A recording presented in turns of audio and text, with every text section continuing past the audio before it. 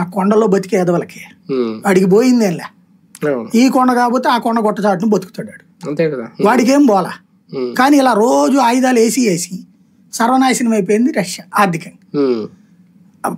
5 ఏళ్ల యుద్ధం తర్వాత చూస్తే యుఎస్ఎస్ఆర్ని పోషించుకోలేక మొక్క చెక్కలై ఇప్పుడు ఆ నాటో దేశాలన్నీ యుఎస్ఎస్ఆర్లో పాటలే, ఒకప్పుడు రష్యాలో పాటలే. అట్లా దెబ్బతీసేసింది అమెరికా.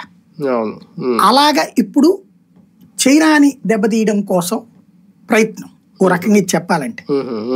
చైనా ఏం చేసిందంటే మనల్ని దెబ్బ కొట్టడానికి పాకిస్తాన్ని రెచ్చగొట్టింది, తర్వాత శ్రీలంకని రెచ్చగొట్టింది, బంగ్లాదేశ్ని రెచ్చగొట్టింది. అక్కడ ఉద్యమాల వెనకాల చైనా ఉంది. భారత్ని అభిమానించే ఆ దేశ ప్రభుత్వాన్ని దెబ్బకొట్టింది చైనా.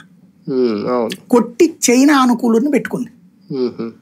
వాస్తవంగా మనం కుట్రలు చేయాలి అక్కడ, మనం చేస్తే చాలా ఫాస్ట్లో అయిపోద్ది అక్కడ కదా, కానీ మనం చేయట్లా.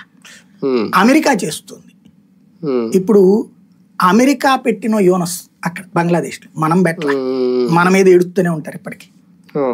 అట్లాగే శ్రీలంకలో అమెరికా పెట్టినటువంటి, అమెరికా ప్రోత్సహించేవాడే ఇప్పుడు అక్కడ అధ్యక్షుడు కానీ ప్రధానమంత్రి కానీ భారత్ పట్ల కామన్గా ఉంటారు అంతవరకు. ఇప్పుడు ఇది కూడా అట్లాంటిదే.